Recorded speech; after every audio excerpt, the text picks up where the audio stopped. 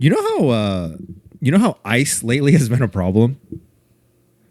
Oh, I thought you meant just like ice cubes. Nah. Yeah, the mass deportations. Yes. So ice lately has just been an issue, right? Yeah, they're just kidnapping people off the streets. Yeah, like, if I was in charge, you know what I would do? What? I have an idea. Okay. I think instead of You're on dangerous waters. I'm treading dangerous waters here. Hear me out, right? I think instead of deporting people, right? I think what they should do is they should assign illegal immigrants a task, right? They find the illegal immigrants, right? They come to their door. We assign you a task, a mission, if you will. Like what kind of mission are we talking about here? Like you must find and kill 5 child predators. Oh my God. And if you do, we assign you your papers. You are now naturalized. This is like, out of all the bad ideas we've ever had, this might be one of the worst. Do you think so? Yeah, this is terrible. I call this Operation Alien vs. Predator. I want to kill my...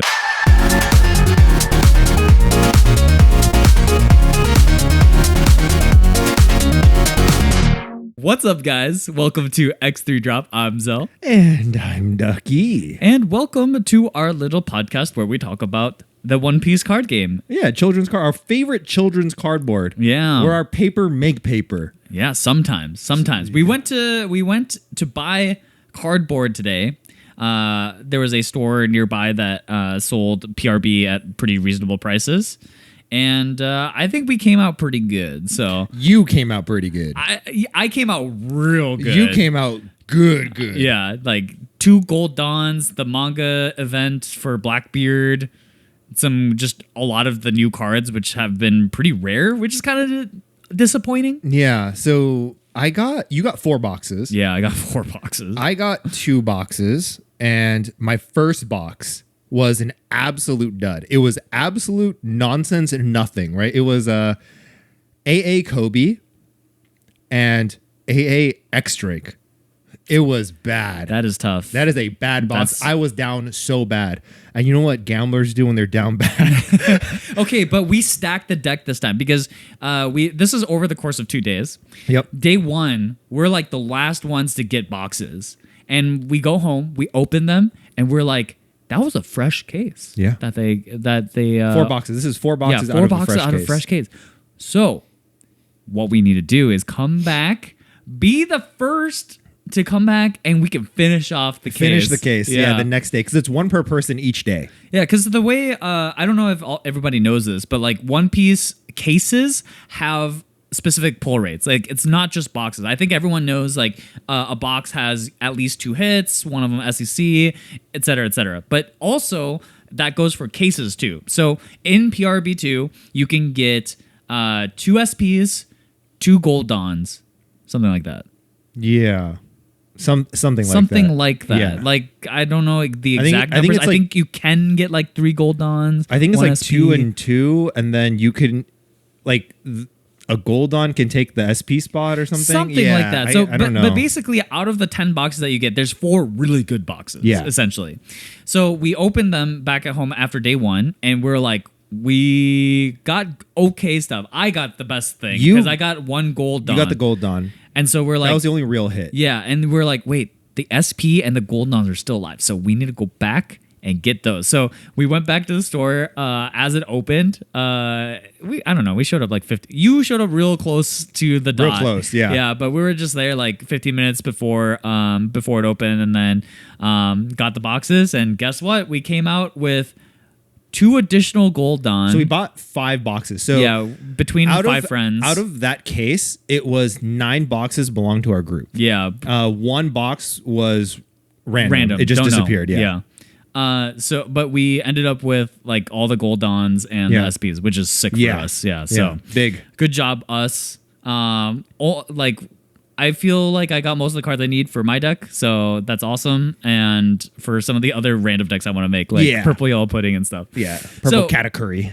But that being said, we're kind of in like a lull zone for One Piece. I feel like it's like a little too soon to talk about OP13, and we generally don't talk about the stuff that's happening in Asia either. So right now, OP12, we're kind of in like the waiting room. PRB is sort of the OP13 waiting room because, honest to God, I don't think OP12 changes that much with PRB, and then once OP13 happens, everything changes. The Fire Nation attacks. Emu Ace takes over the country. So, so today we're going to do something a little bit different. We're going to go back.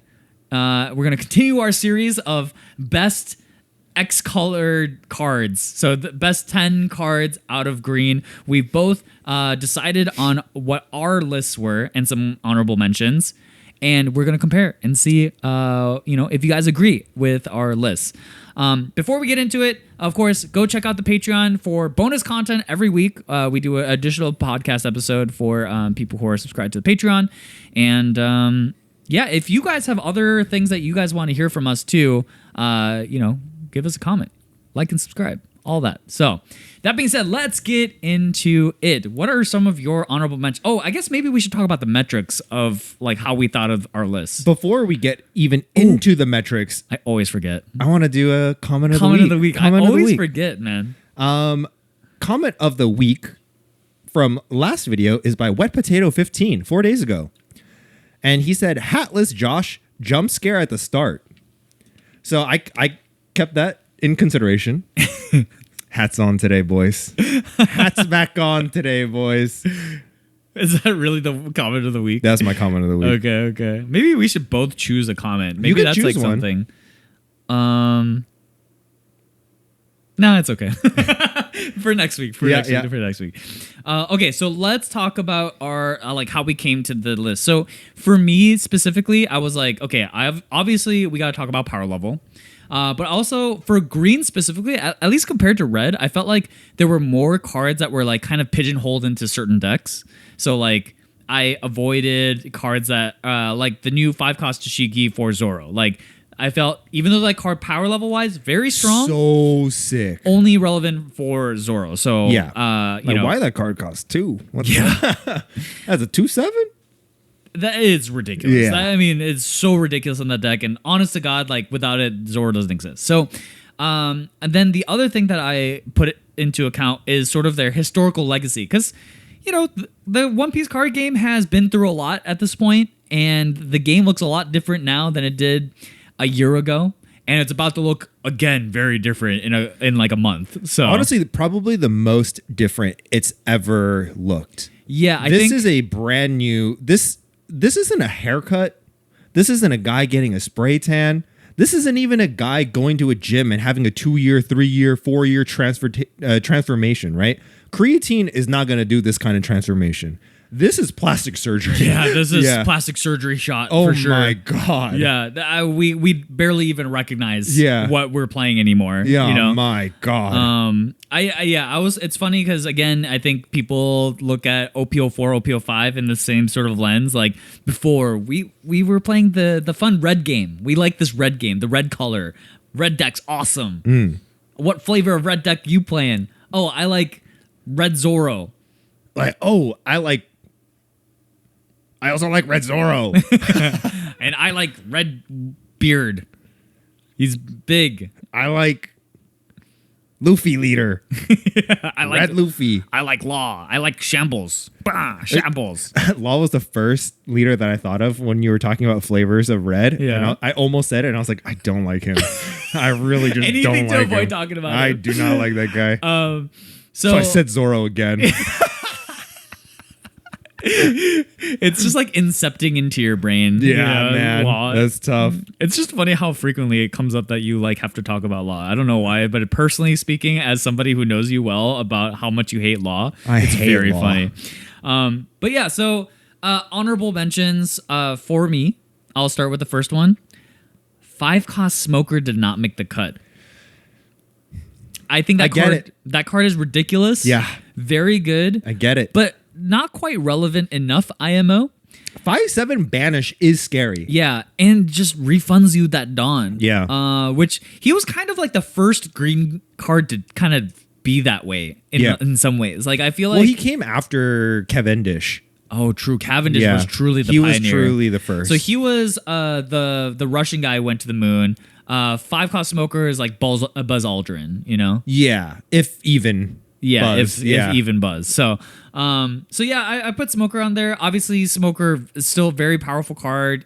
Used sparingly as like mirror breaker and stuff like that. Just overall very good card. I think also a reason why maybe Smoker didn't make the cut is because Smoker really is generally only prevalent in red-green Smoker. Yeah. You can play Smoker in Bonnie.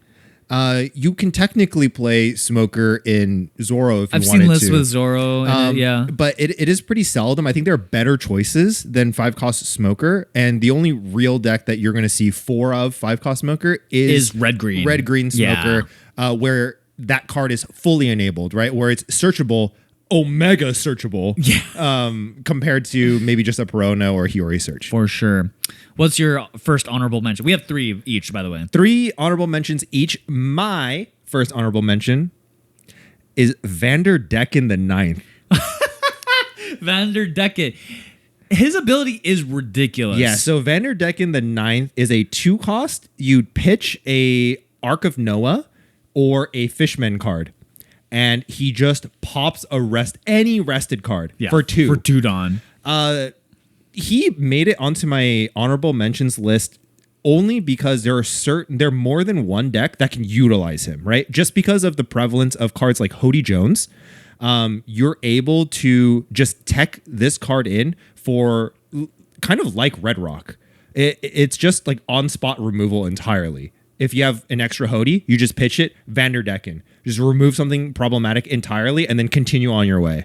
One thing I'm a little sad about, actually, is that we never got to see Fishman Zoro ever take off because I think it was mostly in response to Katakuri. Like, oh, Katakuri, you free blocked? That ain't free, brother. Nope, ain't free no more. If you buy it, if you break it, you buy it. Yep. And that's what Vanderdecken does. He just buys the whole thing after he breaks it. Vanderdecken is awesome in that East Blue list. Yeah, he is really, really powerful and scary. And yeah, the card's very, very good. Yeah, just a good card. Yeah. So I had to put him on my honorable mentions list. Does he have a funny laugh in the show? I don't remember. I'm on episode 9. Yeah, sorry. Yeah. I don't know why I asked. My next honorable mention goes to 5-cost Carrot. Just another. Actually, I just realized all my honorable mentions are 5 costs. But the 5-cost Carrot, I feel like is just like premier mid-range card. Yeah. Just amazing. Why does it stun a 7? I have no idea. I don't know what the flavor was behind that, but my God, that thing deals with everything, it feels like. And one of the most annoying cards, and it's just been present in a lot of different type of like lockdown decks. For sure. Yeah. It's a card that I think if it were a mandatory 4 of in like all green decks, it would make a top 10 for sure. But its prevalence is a little bit less than I would say a 4 of, maybe 2 or 3 of in certain metas. Yeah. So it didn't quite make the top 10 cut for me as well. But Carrot also is my second honorable mention. I think like in every version of Bonnie, they've always put like some number of carrots in. I feel like I don't remember. What about Carrot? Carrot plays 4 of, obviously. Yeah, Carrot obviously plays 4. But I think it just shows like how good the card is that like they'll put a card that's completely unsearchable into the deck. And yeah, it's a card that really just buys you more than one turn. Yeah. Like it can effectively straight up buy you more than one turn. If they swung, you can just lock that card down forever. Not to mention, Carrot is not a brick. Yeah, it's also a 1K. Yeah, super it's relevant. just very good. Yeah, so that's my second honorable mention. Also my second honorable mention. Oh, okay. Carrot, Yeah. Okay. Then I'll move on to my last honorable mention, which is 5-cost SEC Bonnie. Good one. This card, I just felt like it's a little too new, but I think it's kind of the new wave. Like it's just does everything. Yeah, I mean, it's a card that does have a cost to it or like a prerequisite in order for you to play it.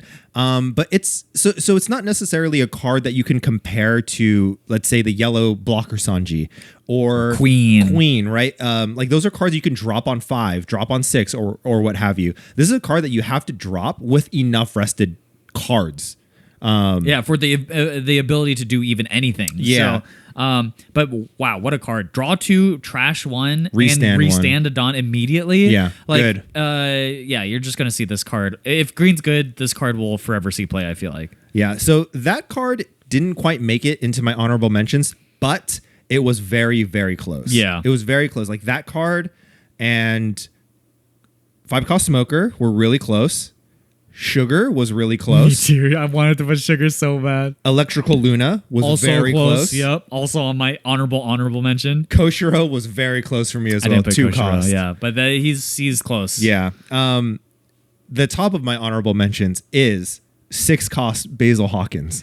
Basil Hawkins. He was kind of the hero of Bonnie decks for some time during that black meta. Yeah. Oh my god, that guy. So this guy is incredibly sticky. This is a card that's not necessarily relevant right now because removal is at an all-time low. But in a meta where green is trying to fight its way back into relevancy and removal is at an all-time high, I could see Basil Hawkins being an automatic 4 of, right? Like this is the card that you include in order to fight against decks like Lucci, Sakazuki, what have you, right? I think the reason why 6-cost Basil Hawkins is so insane is because usually when cards are sticky and prevent removal, let's say 5-cost Red Ace, right? When he gets removed, you shrink him, right? Yeah. 7-cost, the new ST Odin. When he gets removed, you have to trash 2 cards from your hand. When Basil Hawkins is removed, you rest your character, not me. You rest it. I think this card is crazy. Why is that a requisite? That's insane. That is actually. Like, you should be.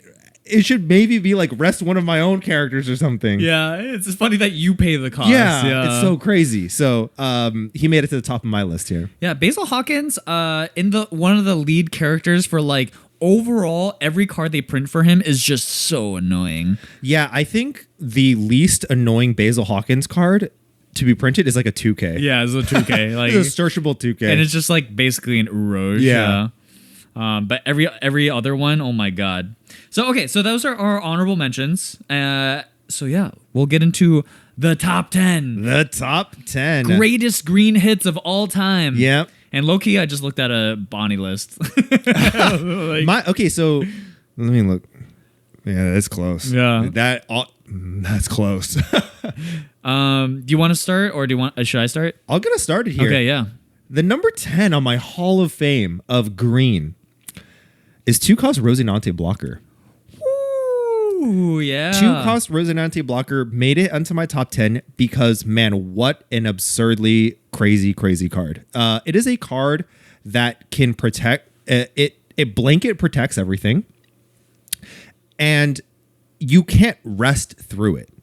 I cannot Uso Hachi this thing, pop a 5-cost card. He just gets rid of himself. Like, you have to physically remove Rosinante before removing anything else. He's just hanging onto the jail cell bars. Dude, it's like the scene from the Avengers where Thanos pushes Gamora. I'm sorry, Gamora. Pushes Gamora off the cliff, but then he turns around. Gamora's still just there. He's like stomping on the feet, like, just please get out of here. Yeah. Rosinante. What a roach. I feel like every player has done this at least once where you're dealing with like a Rosinante on board and you're like, oh, I'll just rest it out of the way and swing into the other thing. And then they Rosie effect. Rosie effect. You're like, wait. Oh my God. What? Yeah. You can just do that? That's so annoying. Yeah, it's crazy. Yeah, because you said Koshiro Blocker made it or almost made it onto your honorable mentions, It right? almost made it onto my list, but I think didn't because Rosinante is more annoying than Koshiro. Yeah. Koshiro is annoying on his own for sure. It could be meta specific and it only protects slosh characters. But the reason why I think Koshiro is really annoying is because Koshiro protects Koshiro. Yeah, he protects himself. So if you have 2 of them, it's just Shaq and Kobe, man. Like, how do I get past these guys? They've opened the portal, and they're just like protecting each other from each other's universes. Yeah, it doesn't make any sense. Doctor Strange on the back of Ming. Yeah, they're just portaling. Please, old man, die. So Rosinante 2-cost blocker was number 9 for me. So very close, very close.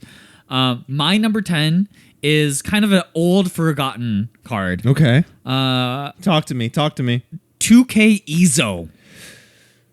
Wow, that is an old card. Blast from the past. Yeah, that is an old card. You know, these days people only think of that card as, oh, it's Yamato. It's a searchable 2K in Yamato. But back in the day, this was like the premier green 2K. This is like the 2K that every green deck just put 4 of. It didn't matter what the deck was. Didn't matter if it was searchable. It's just like having the option to rest something for 3 Dawn, like having a playable 2K. Like Izo just made the deck. It was Usohashi for green. Yeah, exactly. Except not searchable.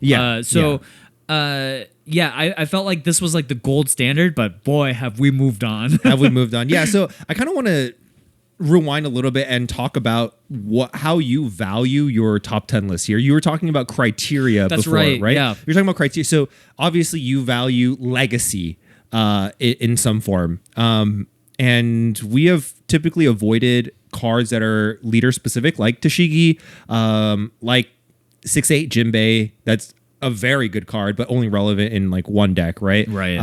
Restand events like I'm Invincible and Luffy will be the Pirate King. Very good cards, but yeah, only one deck can play. Yeah, exactly. Only one deck can play them. So we've avoided those. What I have kind of valued in my top 10 list is a card that demands immediate response once it comes down. Respect this. Yeah, it's like cards that if you don't remove, not only become problematic, they're straight terrorists. Like, I may not make it home if I don't remove this guy. Yeah. I think red and green cards in particular just have some of the craziest boss monsters known to mankind. Mm-hmm. King Kong versus Godzilla. Yeah. All the kaiju have come together into these 2 colors. And I'm just a purple civilian. I'm just getting stomped. You guys have your own terrorists, not gonna lie. we have terrorist organizations. Yeah. And they get there fast. Yeah. Okay, so I've done my 9 and 10. Why don't you talk about your number 9? My number 9 is Demon Aura 9-sword style Ashura Blades drawn Dead Man's Game. DMG is my number 9 because I think this is a card that is very flexible. I think we've seen how important cards like Hody Jones are throughout many metas, right? Especially purple metas, where Gum Gum Giant is insanely relevant, right? But as cards continue to come out, modal events are becoming more and more standard for every single color. Decks like Rayleigh are leaving Dawn up. Decks like even Bonnie, who don't play modal events, leave Dawn up and play blockers. Like, I think DMG is a card that we're going to see have a very long lifespan in One Piece when the meta demands this kind of card, right? Hody Jones, DMG, I think these are very, very good and have a long lifespans. I think DMG in particular is really interesting because it's sort of future proof, because the more modal events that they print, DMG just gets better. It gets better. Yeah, because more people will hold up Dawn. DMG specifically good against that. Yeah. So, and then blockers will never phase out of style. Like, blockers are just generically powerful. If blockers ever move out of style, my God, we have a problem on our hands. So like, it deals with 2 things that will be kind of forever, right? Yeah. If not forever, a very long time for the foreseeable future. So DMG made it to my number 9. I like that. I like that. I feel like again, this is kind of weird, but for Western specific, we never got to see the height of DMG's power because we saw more of the Rosinante build of UP. Yeah. I feel like there's a universe where I would have, because it didn't make my list. I feel like there would be a list, an alternate universe in which DMG makes it into my top 10, basically if the bans didn't happen, because my God, that card has to be in your deck, right? Yeah. To deal with UPs. So, that card's bananas. Yeah. So I think that's a good shout out. I guess I'll move on to my number 8. Yep. 9-cost Shanks, the 9/11. Never forget. Never forget. This guy, we talked about terrorism. Speaking of terrorism, this guy has terrorism on a body. Oh my God. he sort of single-handedly makes it impossible for other decks to win with like a single big guy type of decks. Like he makes rushers look really dumb. He makes so many like situations feel awful for you. Like when you're trying to just play one piece the card game, oh yeah, I'm gonna go 5 lead, 6 lead, 9 lead, 7 lead, whatever, right? They're at 9 Dawn. He just comes down, blows up the biggest thing you have. Operator, the first tower is down. And boy, if the second one comes down, it's so good. Oh my God, George Bush is behind the 1s and 2s. Yeah. George W. Yeah, like I feel like since this card has been printed, like Shanks players and L players, they cry themselves to sleep over this card. Like, oh, I just swung with my 10 cost rush card, and all I got for it was a life. You have no idea how many times they're going to 9 Dawn. I play 9-10 Rush Luffy. I don't swing. Yeah. I just leave him standing. I played a 9-10 Vanilla. I leave him standing because if this guy straight up gets hit by an airplane, it's over for me. Yeah, it's so cooked. The tempo swing is absolutely crazy. So this guy made it to my number 8 spot. Loki could have been even higher, but I think... Dude, I don't know. These green cards are all very good. Green cards are very good. So 9/11 Shanks was my number 7. Number 7. Okay. Number 7. So pretty close to it. Yeah, close. Yeah. Our lists have been very similar so far. Yeah. How high did you have Vanderdecken? You didn't make it. Sorry, Vanderdecken. Number 8 on my list is another 9 cost. 9 cost Zoro. That's another terrorist. This guy, like... I talked about a little earlier how my list puts a little bit of an emphasis on cards that really demand respect. 9 cost Zoro is a card that comes down, and if you don't answer it, he will kill you. You are dead. He will straight up die. He's the Grim Reaper. He is knocking at your door. Like, if you don't expel these demons the second they come into your home, your lineage is absolutely cooked. Oh my God. Hereditary... 1, 2, 3, 4, all the way until the entire series gets canceled. 9 cost Zoro is coming for your ass. Yeah. 9 cost Zoro is so awesome because it's like, you know, the Fast and Furious scene where they're driving at each other in cars and then it's like a game of chicken. Like, that's what 9 cost Zoro does. It's like either A, deal with him on the spot, B, kill me, or C, become Paul kill Walker. You. Shit. Oh shit. R.I.P. man. R.I.P. Paul Walker. Heard he was a great guy. He's a great guy. But you should have red rocked that Zoro. I don't know why you thought you could take 16K 3 times. Yeah, this card is so good. He was my number 7. Okay. Yeah. So you and I had our 7 and 8 swapped here. Swapped. So but I think they're very close. I think they're very close in power level. 9 cost Zoro just gets the nod a little bit because I think he's a little more flexible than 9 cost Shanks. You would see 9 cost Zoro in more decks. Yeah, like Lim has played it. Yeah. Green Zoro has played it. Zoro Sanji. Does Zoro Sanji also play it? I don't know. It can. Yeah, it can. So, yeah, I feel like they're like 9 cost Zoro is just a little bit more flexible. So. Yeah. What's your number 6 then? My number 6, I'm cranking it down a little bit. We were talking about 9 cost, 9/11 this, 9 cost Zoro that. I'm bringing it back to a 3 cost, baby. 2K Tashigi. 2K Tashigi is my number 6. And you might be thinking that that's a little bit low for Tashigi just because of how important of a card she is. This is a card that is prevalent in every single green deck. Basically every single green. You play 4 Tashigi in like every green deck. Almost every green deck. Because it offers blanket protection for every kind of removal. Not KO, not just bottom deck, not tuck to life, everything. Remove from the field, you have to deal with Tashigi. Yeah, you have to punch me to get this. Yeah, and it's a 2K on top of that, right? So the only reason why it's a little bit low on my list here is because, like, yes, it's a 2K, but in a lot of decks, it's actually not searchable. Like in Bonnie, for example, there's a card that you have to raw draw into. Yeah. It's really only searchable in Smoker and Zoro. Is it even? I don't think it's Punk Hazard. No, for Zoro. Does Zoro search it? Zoro can't. Yeah, because I think it's a strike character. It is because it's Smoker. No, it's a special. Oh, especially, yeah, because it's Smoker's Body. Yeah. So it's and even less Tashigi. searchable. You're right. It's even less searchable. Yeah. So really, it's only Red Green Smoker and. Like that's it. Yeah. So it's just not that searchable. So it's a little bit lower on my list, but I think that it's okay that it's not searchable because of how powerful it is. If it was searchable, green would be a real nightmare to deal with more often than it is now. Yeah. I think 2-cost Tashigi is the new gold standard for green 2Ks. Yep. It sort of bumped out Ezo in that spot where just like, we got a new king in town. Yeah. Queen. And her name is Tashigi. Yeah. I had 2K Tashigi very high on my list. Okay. I could see that. At number 4. Yeah. I forgot where we put Otama in the red one. It was also very high, right? You put Otama at like 2. Yeah. I put Otama at like 5 or 6 maybe. Yeah. Yeah.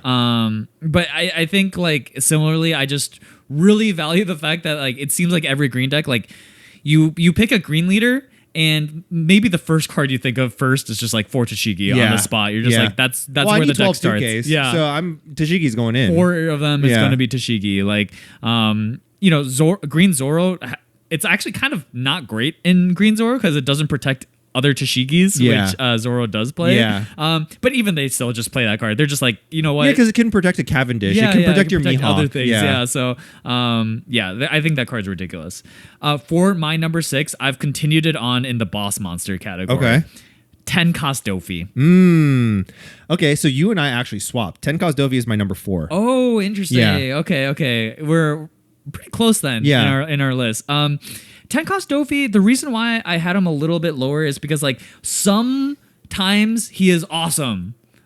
Sometimes he is not awesome. Yeah. And so like I feel like depending on the meta, he sort of comes in and out of like relevance of how many you want out of him. Obviously right now he's very powerful. So good. Yeah, so through recency bias, he becomes very, very strong. Yeah, he's very strong. But like historically, he's also been strong. Don't get me wrong. He's kind of been the premier green boss monster for some time. A very long time. Yeah, low-key might have put him a little too low, if anything, if I'm being honest with myself. Because if you were to talk about longevity and legacy when it comes to cards, I think 10-cost Dofi gets a pretty big shout out because he's been relevant for a long time. Pretty much as long as he's been out, right? Since OP04, GP Dofi played him. Yep. That lasted just a little bit of time. Green had a hard time.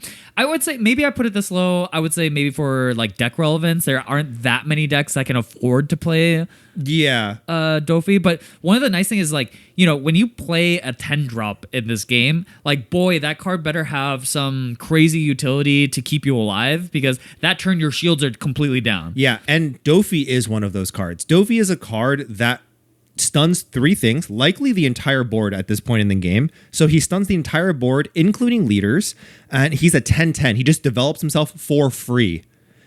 Gives you the potential to continuously just absolutely chain Dofis, and that is completely backbreaking. Dude, anytime you're like, you see one 10-cost Dofi, you're just praying to Jesus, don't play another one. The thing also about Dofi is that he's a card that demands a lot of respect on the board when he comes down. Like, if you don't really answer him, you're going to really take a beating over the course of 2-3 turns. Yeah. But even if he doesn't come down on the board, he is still a threat. He's a threat just in hand.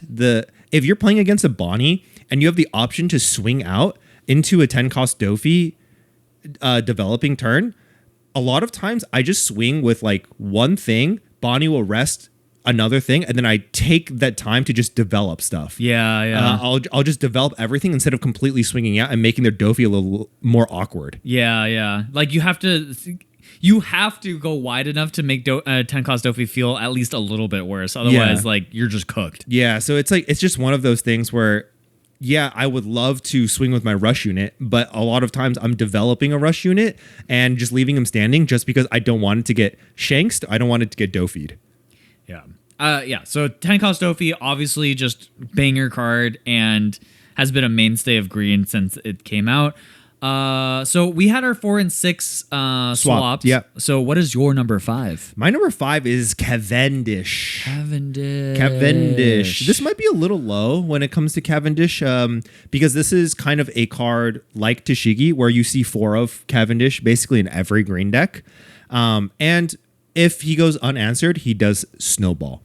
5/6 restand 2 on play when attacking, 1k counter attached / attribute. Amazing, just really amazing card. I think the reason why he's a little bit low, considered low, number 5 on my list, is because he's not necessarily a boss monster. He's a card that demands respect and you must answer him.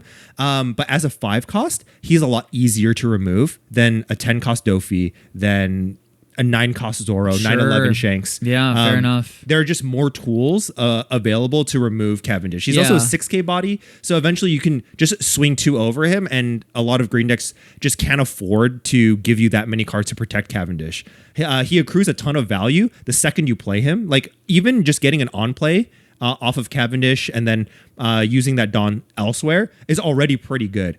Most of the time he's guaranteed a swing because he's protected by Tashigi or Koshiro. Yeah. And that's even better, right? That makes him absurdly strong. But most of the time at that point in the game, your protection is getting removed instead of your Cavendish. And then your Cavendish is getting removed the following turn. Like, Cavendish becomes like a game of like protect the president. Yeah, You know, like yeah. you swing with him, oh boy. You got to make some hard decisions here. But if history will repeat itself, our presidents have come and gone. Yeah, sometimes there ain't saving you from a god threat or something. Cavendish was higher up for me. Yeah. Number 3. I gave him the nod because of legacy. I feel like the thing with Cavendish is like pretty much every stat, like every piece of text on that card is good. It's a 1k. It's not a brick. Nope. It's a 5/6, which is like kind of the going rate for a character with like a strong effect. Yeah, market standard. Yeah, market standard, but really kind of goes above standard because you get the refund on Dawn, Yeah. and then it continues to refund you Dawn. Yeah. And it is also Supernova. Supernova, very relevant typing. Played in multiple decks. Yeah, so Cavendish is sort of just like been a staple of green since EBO1. And again, like we kind of talked about earlier in the podcast, like Cavendish sort of began the green revolution.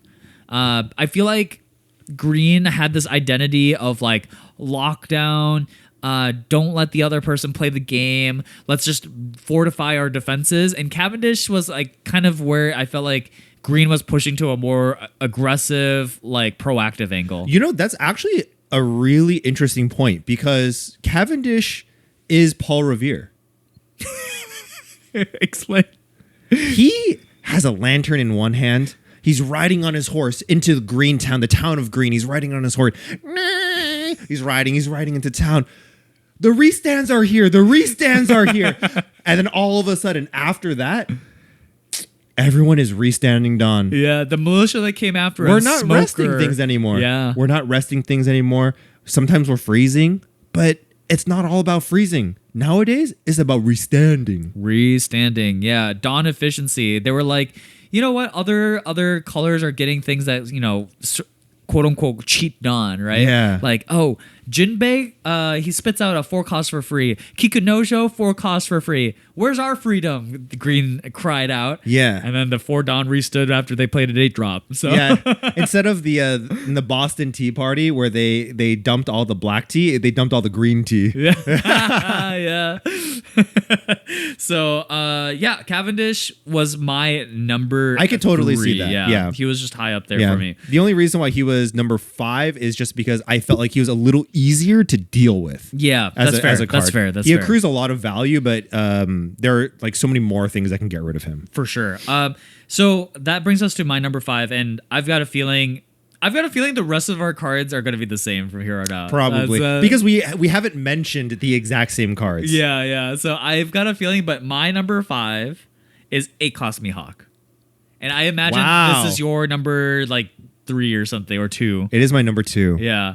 8 cost Mihawk, I think I am just bullying him because he's so new. But Yeah, my God, maybe. that guy is just like going to be in every deck from now on if you play dude, green. Like if you play green, he is in 8K blocker.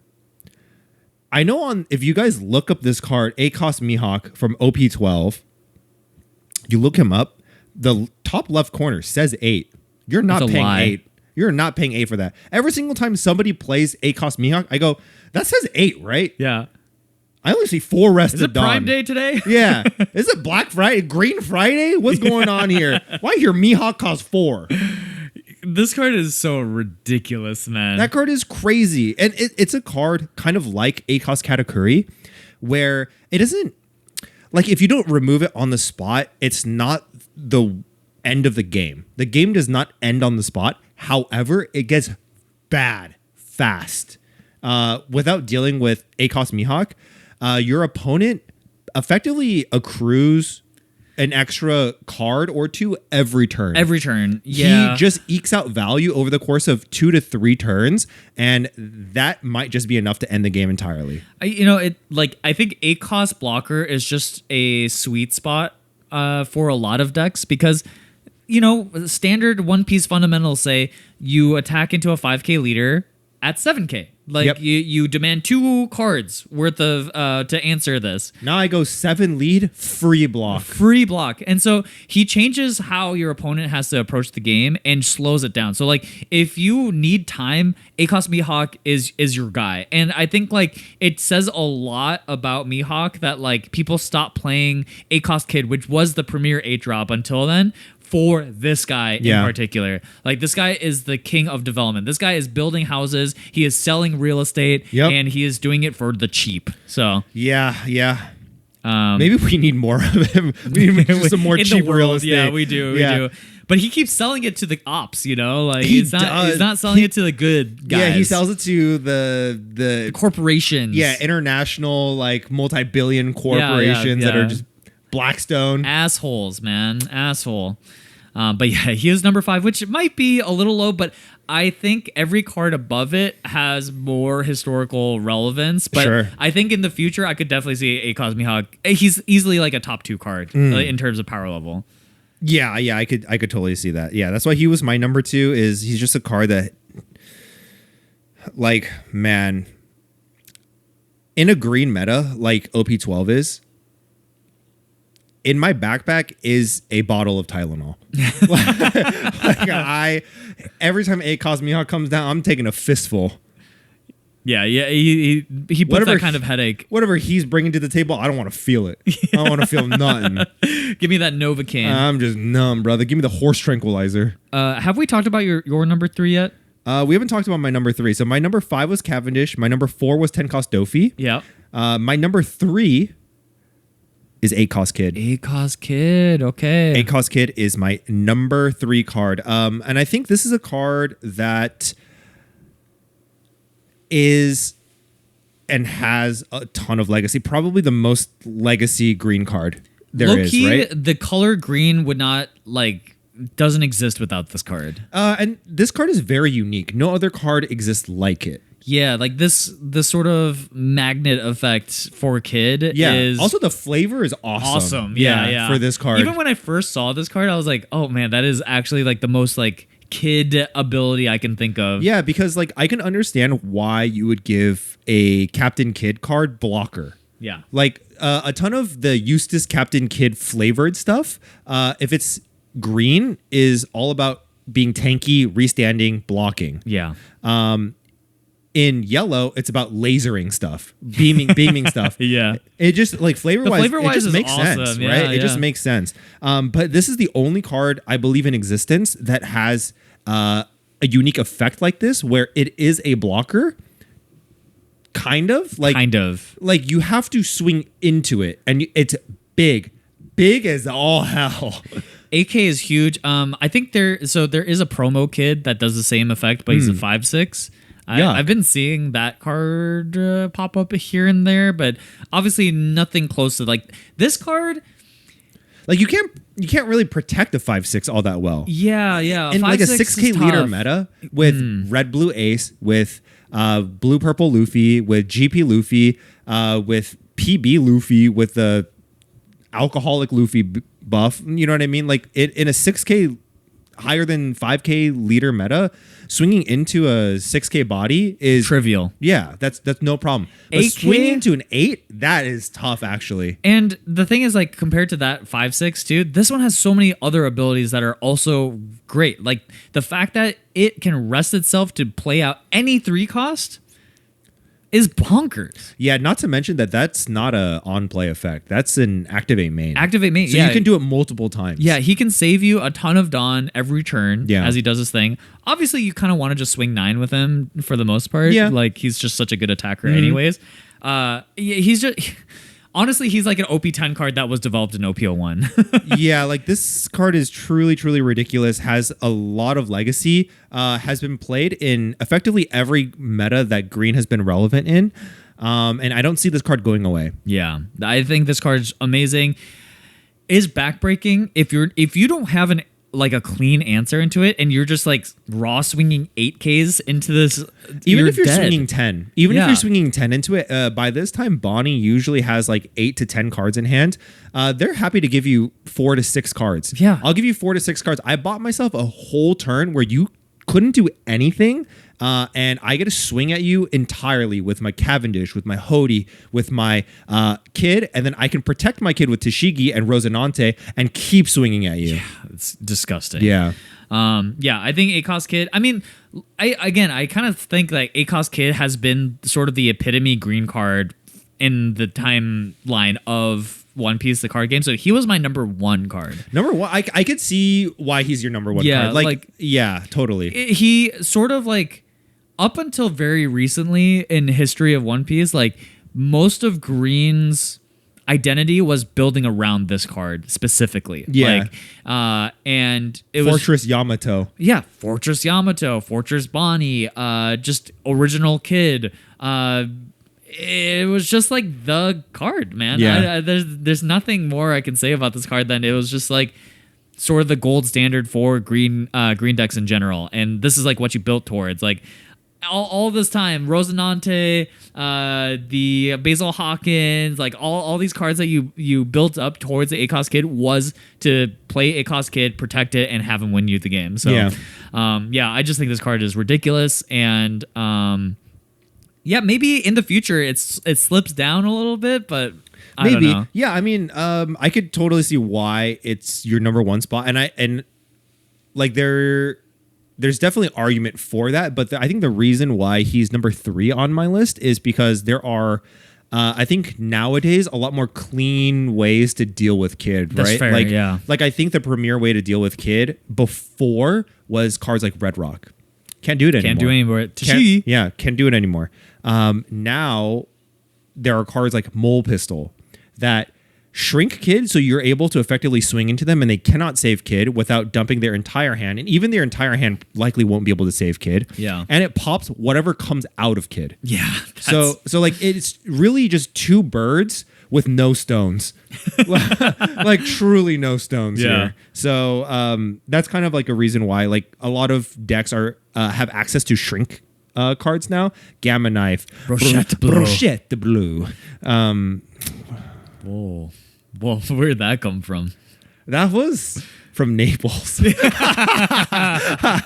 was from the cappuccino that I had earlier. Yeah. I was like, damn, he was feeling that one. Yeah. Did you like that one? Yeah, it was good. It was good. Even though I think Brochette is French, but yeah, French, Italy, they're close. Turns out I got my racist boots on still. You're right, and like I think that's why in the future I could see ACOS Kid falling on my list a little bit. Is that like now ACOS Kid is like meant to surprise the meta, like when you're not prepared for him, he's awesome. So the Grinch is coming to town. There's like this kind of like cycle that happens where like when everybody is bringing their Gamma Knives, their Brochette Blows, their Mole Pistols and stuff, you take them out of the list. You cut them out entirely. Yeah, you and just then don't they start removing those cards because they're like, oh, the green decks aren't even playing Kid anymore. I'm taking these out. Kid's back in town, baby. It's like kind of like fashion trends, right? It's like it's very cyclical. Cyclical. Yeah, I was going to say circular. It is circular, but it's also cyclical. It's cyclical, right? It's like skinny jeans are out. Now we like big Baggy jeans. pants. Now we like baggy pants and jinkos and vintage clothes. And then now that is kind of been going on, now we're moving to like straight fit pants, flared stuff, things with more exaggerated silhouettes. In 5 years, bro, I think skinny jeans are coming back. Okay, they're coming back for sure. I think skinny jeans are coming back. And that's not to say, like, dude, skinny jeans are awful in wearability. Like, they're very uncomfortable, to be perfectly honest with you. Compared, I'm so happy to be wearing big pants. And I'm proud to say right now on the X3 drop, that will not be going back to skinny jeans. Ever? Okay, we'll put you to that. However, that's not to say that I dislike skinny jeans. I think what skinny jeans have to offer, silhouette wise, styling wise, how flexible they are in your wardrobe, I think actually is very, very valuable. Like, yeah. I think skinny jeans are so good. Skinny jeans was a tough time for me because I got big legs. Yeah. So like my calves, they're definitely not for everybody. My calves just like, it's tough, you know. It just I can't get the pants past my calves a lot of the time. It's also, skinny jeans are tough for me personally as well because I have short legs. Okay, yeah. So they kind of look weird. Like it's weird to wear high-rise skinny jeans. They're usually like low-rise pants. True. But I will say that the fabric technology these days make things a lot more comfy. Oh, because back then it was like 100% cotton, denim, 100% like selvage denim skinny jeans, and your balls absolutely chafe and bleed after one wear.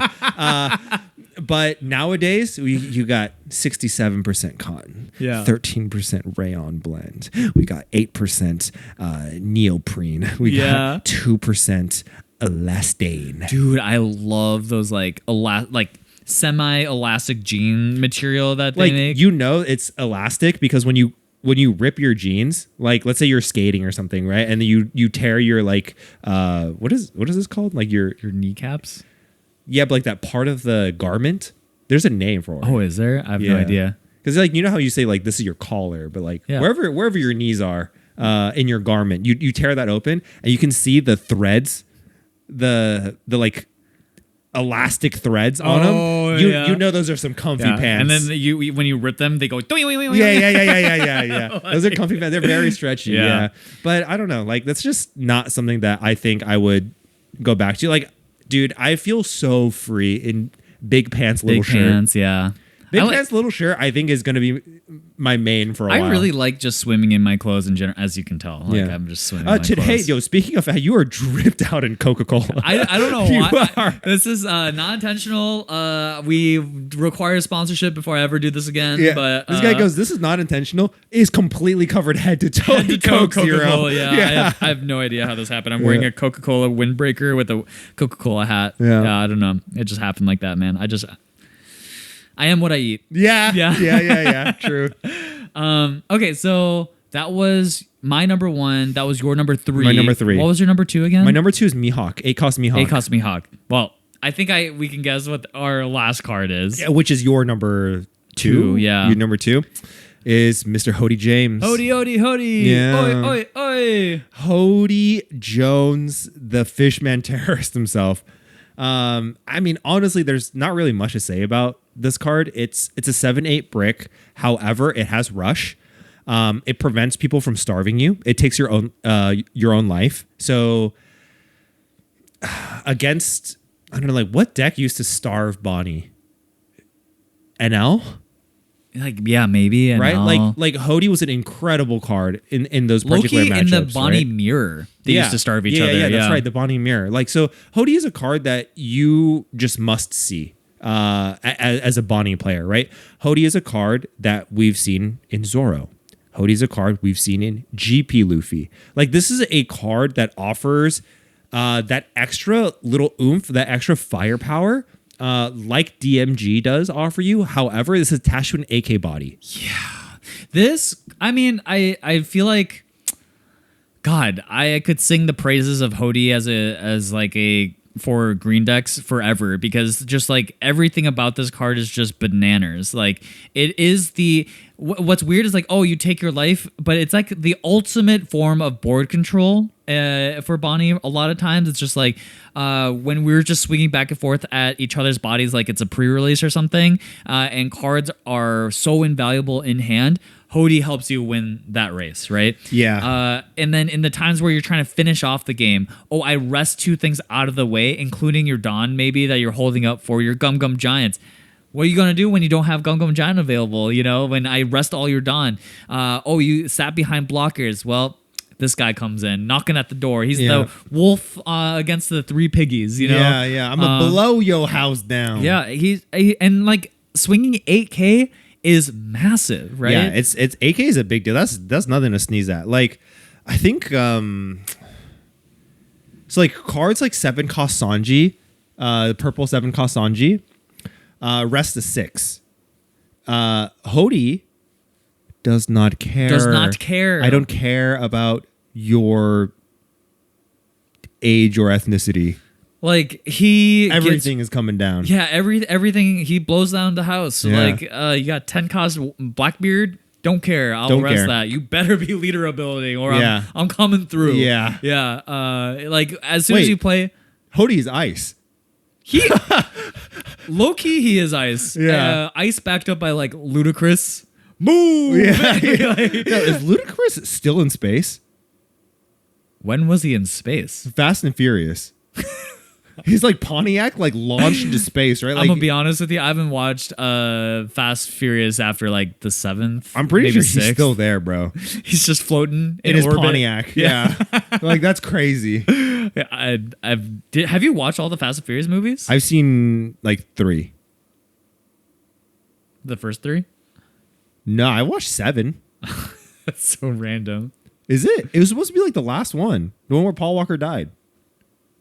It was supposed to be the last one? It was supposed to be the last one. I didn't know that. Now we're on like 10. Yeah, we're on 10. Yeah. Fast X. Yeah, we're on 10. It was supposed to be the last one. Yeah. And I think it made like an absurd amount of money. And they're like, well, you got to run it back. Money talks. Yeah. Sorry, Paul. Sorry, Paul. In your honor, though. Yeah. Yeah, I didn't know. I think As Fast Vin Diesel Furious, says, something family. I think Fast Furious did like insane numbers in China specifically. I think it's just globally a very popular franchise.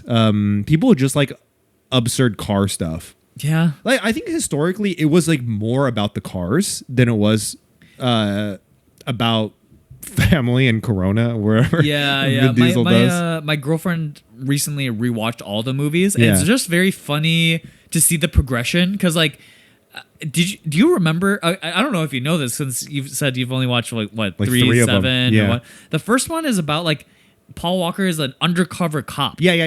And he's like investigating. He goes to like the mechanic shop. Yeah, and like finds and like it's very grounded. It's like about street racing, and underground street racing, and like it's about cars. Yeah. And what's really funny is like there's a race war. They call it the race war, and it's they're like racing for pink slips, right? That was the one. I don't remember about the pink slips, but it was just very funny that it was like the Latinos versus the Asian guys. And like they just called it race wars, which I just thought was very on the nose and funny. And it's like again, very super grounded. And then Fast and Furious 2, it's like still pretty grounded. Fast 3, it's like completely offshoot. It's like a different guy. He's like from Alabama or some shit, and he's like, I'm a gaijin in Japan, you know? And, and then Fast 4 happens, and it's just an action movie. Yeah. Like, I think this is like Vin Diesel's return to the series, and like they're doing like the really over-the-top crazy stunts. And then, somehow by Fast and Furious 10, they're going to space. Yeah, it's crazy. Like, they're just kind of like all over the place. It used to be just like, oh, we're doing underground racing, like in the States, right? Yeah. And then all of a sudden you see a clip of like The Rock and Vin Diesel. He goes, we're in Brazil. Like, what the heck? What happened here? Low-key, Fast and Furious kind of reminds me of Dragon Ball now. There's more guns than cars in that oh yeah. Yeah. Absolutely. In that franchise now. But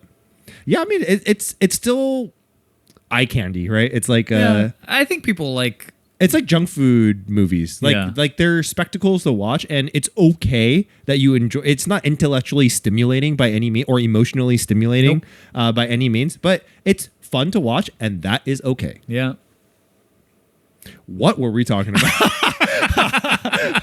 How did we get there?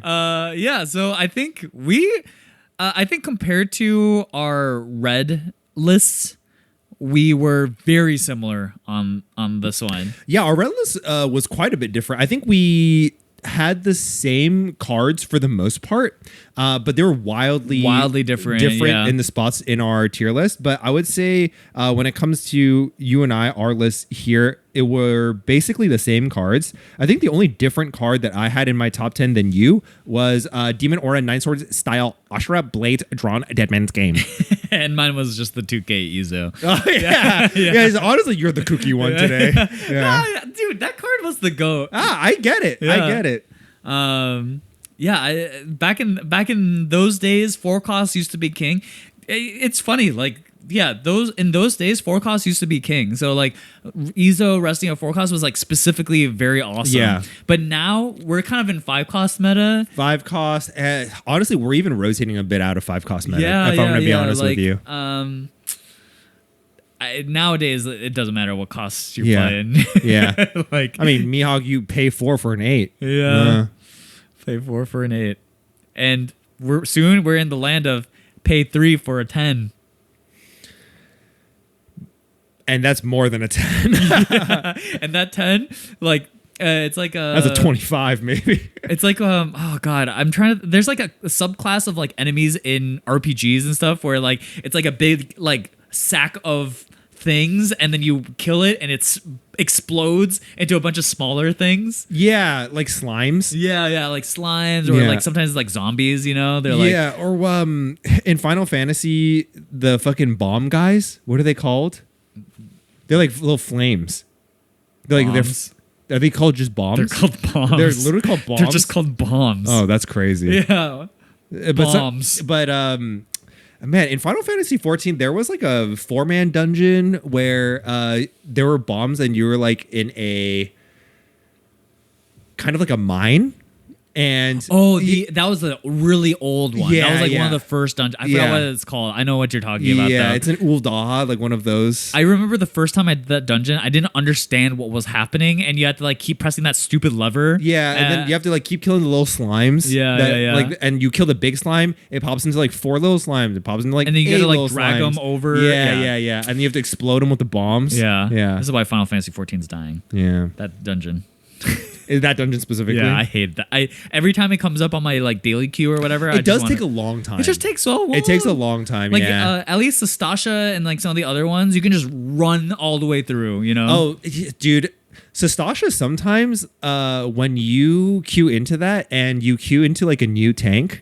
Yeah, like so you're painful. not tanking. That might be one of the worst experiences ever. I'm that guy who like, oh, the tank is new. I'm gonna bring all the enemies to him. Like I just go forward, and then he just pull him. dies. But like, because also if you don't know the healer, sometimes they just can't keep up. Oh yeah. So like you have to queue as the healer with the queue time. Yeah. Yeah, like with a DPS, and you have to know the tank or something. Yeah. Or you just queue as a 4-man into like Sastasha.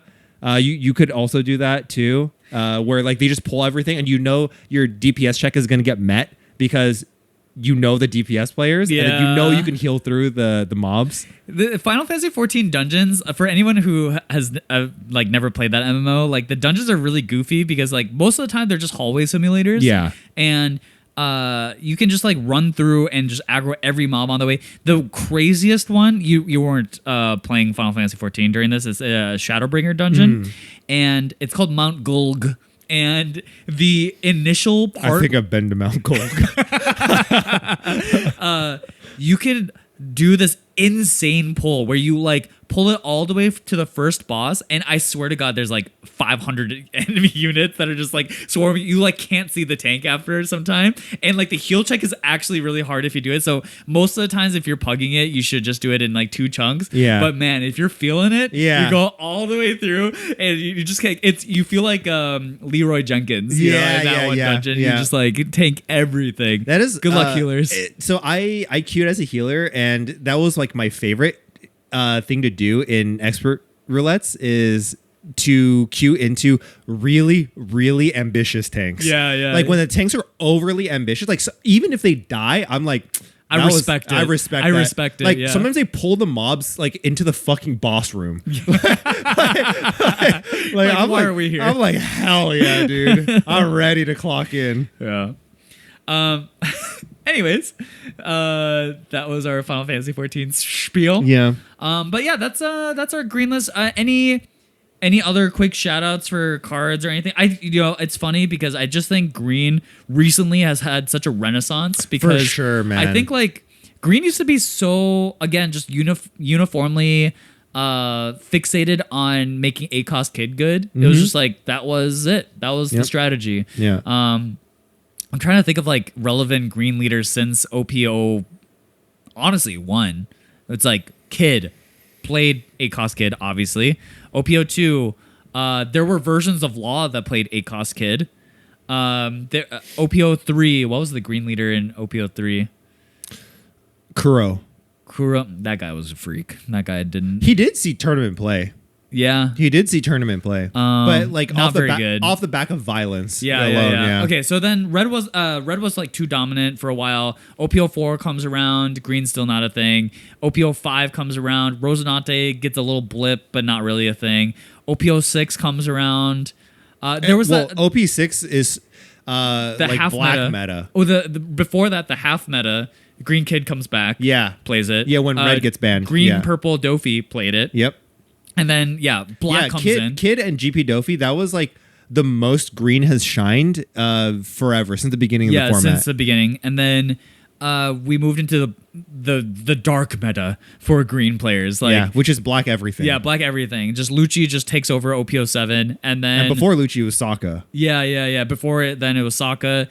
And they like showed glimmers of light when BY came out because like finally there was a deck that they like straight up beat. Like Bonnie would want to queue into BYs, and they were like starting to survive against Lucci because Lucci had to kind of like figure out their own way. But like they were kind of always fringe, right? And it was always about ACOS Kid, and then OP 9, 10 is like where things like start to really shift towards green. Actually, no, OP10, not at all. Right? OP10? 9 was that's Dofi Dofi meta. Yeah, and 10 was Bonnie also was good. And 10 was also Dofi meta. Yeah, but kind of fringe. Yeah, like I just think that deck was not nearly good enough. Yeah. It was just kind of like tier 2, just hanging in there. Had like an okay Dofi matchup. You were just scared shitless of Pudding and Red Rock. Yeah. But then OP10 comes out. Tashigi really changed the game. Tashigi really helps. Tashigi really brought back Bonnie in a strong way, and then OP11, like basically since OP10, like every set after has gotten something crazy. Yeah. You know, OP11, ACOS Mihawk. Wait, was that? No, that's 12. That's 12? What was in 11? 11, I don't think green got anything in 11. I think it was just good.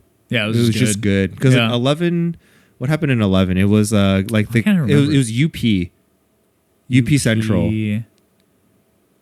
Yeah, actually, I don't remember. Yeah. Dude, I don't know why, but I cannot remember OP11 to save the life out of me. I think the reason why green was good in 11 is because it was all the purple Luffys, and Bonnie played Hody Jones. This was before DMG was even out. So, like, she had access to tools that could deal with it, unlike any other deck. Yeah, true. It was just solid. It was a solid deck. It was a solid deck, and, like, black was starting to get a little bit pushed out of the meta at this point. Yeah, I think the only matchup in 11 that Bonnie really, really hated was... Because, like, Bonnie beats Purple Luffy, Bonnie beats GP, Green Purple Luffy. Yeah, it just loses to UP really bad. Yeah. And UP was the most popular deck by far, so you saw very little Bonnie representation at the top, but...